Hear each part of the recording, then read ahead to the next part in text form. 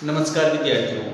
आज हम संधि के अंतर्गत संधि का दूसरा भेद व्यंजन संधि की परिभाषा, व्यंजन संधि के प्रमुख नियम ये सभी जानेंगे। तो आइए प्रारंभ करते हैं। व्यंजन संधि कहते किसको है? तो जैसा कि हम जानते हैं कि संधि में पहले शब्द का अंतिम वर्ण और दूसरे शब्द का पहला वर्ण ये आपस में मिलते हैं और इससे विकार उत्पन्न होती हैं या परिवर्तन आता है, उसे हम संधि कहते हैं। व्यंजन संधि में क्या होगा कि पहले शब्द का अंतिम वर्ण व्यंजन होगा और उसके बाद स्वर अथवा व्यंजन आएंगे और तब उन वर्णों का जो मेल होगा और उससे जो परिवर्तन आएंगे वे व्यंजन संधि कहलाएंगे। उदाहरण स्वरूप समझते हैं। जैसे पहला शब्द है जगत। जगत में आप सब जानते हैं कि चूंकि त में हलंत लगा हुआ है, इसका मतलब वह व्यंजन है और ये त हटा देने के बाद क्या हो जाता है, स्वर इसमें मिला हुआ होता है, त में अ शामिल होगा। लेकिन जैसे ही हम हलंत लगा देते हैं, इसका मतलब व्यंजन है, स्वर रहित है। तो पहले शब्द का अंतिम वर्ण त जो कि व्यंजन है और दूसरे शब्द का पहला वर्ण ई जो कि स्वर है, तो मिलके क्या हो गया, जगदीश हो गया। अब क्या है कि ये कैसे हुआ, तो ये हम व्याकरण के नियमों द्वारा जानेंगे कि कब कौन से वर्ण किस में परिवर्तित हो जाता है। आइए अब हम व्यंजन के प्रमुख नियमों को जानते हैं। नियम कहता है कि किसी भी वर्ग का, यानी क वर्ग, च वर्ग, ट वर्ग, त वर्ग और प वर्ग, ये 5 व्यंजन के वर्ग हैं जिसमें हर एक में 5-5 व्यंजन हैं, वर्ण हैं। तो कह रहे किसी भी वर्ग का क, च, ट, त, प, इन वर्ग के उपरांत के बाद कोई स्वर आए अथवा ग, घ, ज, झ, ड़, ढ, ये यहाँ तक आप देखें तो आप पाएंगे कि ये हर वर्ग के क्या हैं, तीसरे और चौथे वर्ण हैं। तो ये इन में से किसी भी वर्ग के बाद अगर ये तीसरा और चौथा वर्ण आए अथवा प और भ या य व ह में से कोई भी व्यंजन आए तो उसके संयोग से क्या परिवर्तन आएगा, क ग में बदल जाएगा, च ज में बदल जाएगा, ट ड में बदल जाएगा, त द में बदल जाएगा और प किस में बदल जाएगा, ब में। अब हम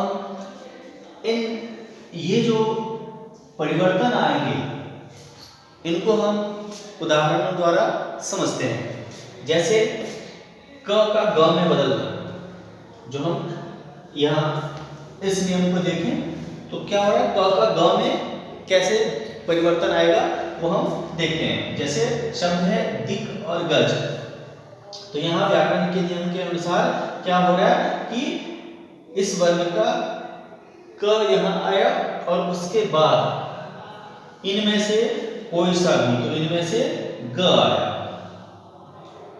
तो अब क्या होगा कि क किस में बदलेगा, ग में। तो यहां इस कारण से ये ग चूंकि हलंत लगा हुआ है तो यहां आधा ग में बदल गया और इस कारण से क्या होगा, दिक् जमा गज क्या बना, दिग्गज। ठीक इसी तरीके से दूसरा है कि व्यंजन के बाद, इनमें से किसी के बाद क्या होगा, स्वर आए तो क्या होगा, तब भी वो ग में बदलेगा, जैसे दिक और अंबर, क्या बना? दिगंबर। तो इसी प्रकार अब आप बताएं कि वाक और ईश क्या बनेगा? इसको ध्यान में रख के आप अंदाजा लगाइए।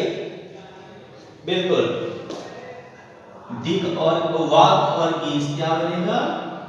वागीश।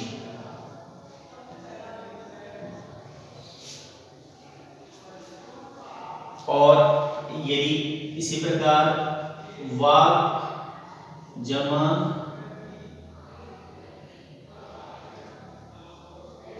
जाल, ये शब्द है, अब क्या बनेगा?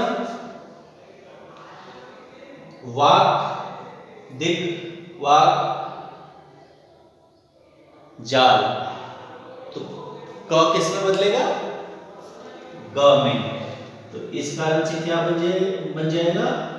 वाक वाक जाल, यानी ये क आधा ग में बदल गया। तो इस प्रकार हम देख रहे हैं कि व्याकरण के नियम के अनुसार किस तरीके से परिवर्तन आ रहा है। अब हम इसके शेष नियमों को जानेंगे कि इनका परिवर्तन कैसे होता है, तो उदाहरणों द्वारा हम इसे भी जानेंगे।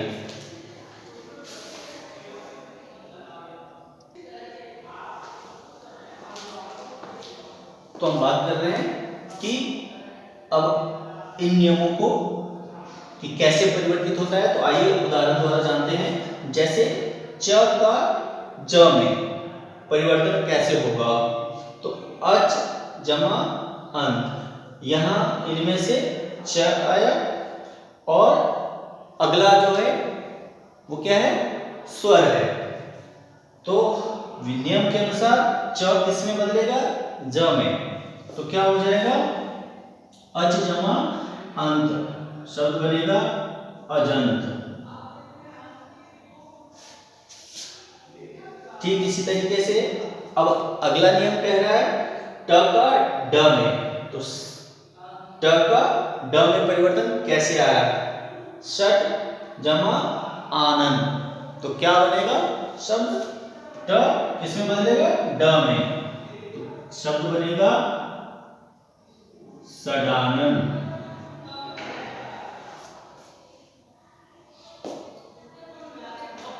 अब इस नियम को देखते हैं कि त का किसमें? द में परिवर्तन। तो जगत और आनंद, त के बाद स्वर आया, तो स्वर आने के बाद ये त किसमें बदल जाएगा? द में। जैसे यहां भी परिवर्तन आया था, तो क्या था? त के बाद ई आने के बाद ई किसमें बदल गया था? त द में। अब यहां भी द में बदलेगा, शब्द क्या बन जाएगा? जगदानंद। ये त द में बदल गया, तो शब्द बन गया जगदानंद। अगला नियम कहता है कि यदि प आए, प व्यंजन के बाद कोई स्वर अथवा व्यंजन आए, अगर ब आए तो वो ब किसमें बदल जाएगा?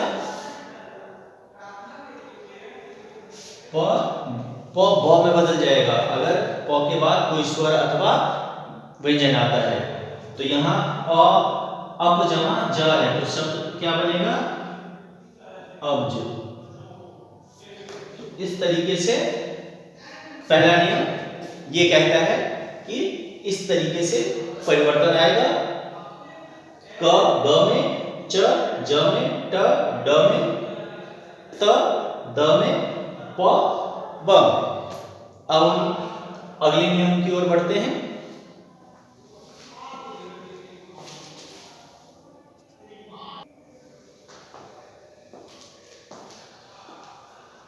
विद्यार्थियों, अब हम इसके दूसरे नियम को जानते हैं व्यंजन संधि के।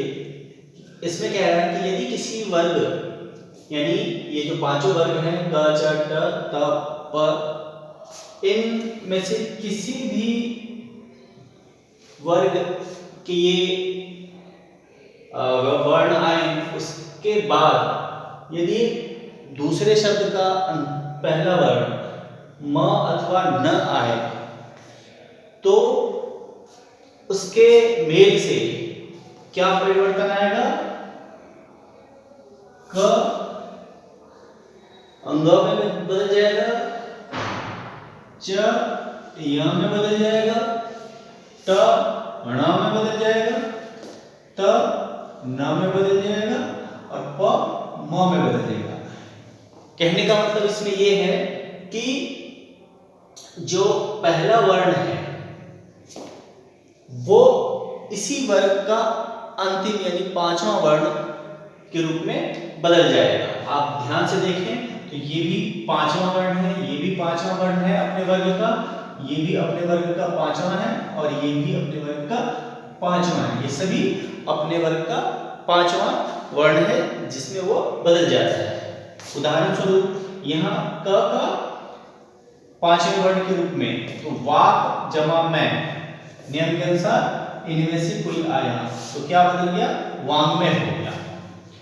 ट है, ट का ण में, यहाँ भी पांचवें वर्ण के रूप में बदल रहा है। जैसे सट और मास क्या बना? सन्मास, यानी इसी वर्ग का पांचवा वर्ण के रूप में बदल गया। ठीक, यहाँ भी हम वही देखेंगे कि त आया, इसी वर्ग का जो भी पांचवा वर्ण है इसमें बदल जाएगा। जैसे जगत और नाथ क्या बना? जगन्नाथ, ये पांचवें वर्ण के रूप में बदल गया। ठीक इसी तरीके से जो प है अपने वर्ग के पांचवें वर्ण के रूप में बदल जाएगा। जैसे अब और मैं क्या बना? अब मैं, ये पांचवें वर्ण के रूप में बदल गया। तो हमने देखा कि जो पहला और दूसरा नियम है इसका, उसमें क्या क्या परिवर्तन आ रहे हैं, किस तरीके से नए शब्द बनते हैं। प्यारे विद्यार्थियों, अब जो हम पढ़ने वाले हैं वो इसके जो त संबंधी नियम हैं, त वर्ण संबंधी जो नियम है, यदि पहले शब्द का अंतिम वर्ण के रूप में त आए तो और कौन कौन से परिवर्तन आए, किस तरह के वर्ण आएंगे तो क्या परिवर्तन आएगा, वह सब हम अगली कक्षा में जानेंगे। तब तक के लिए जय हिंद।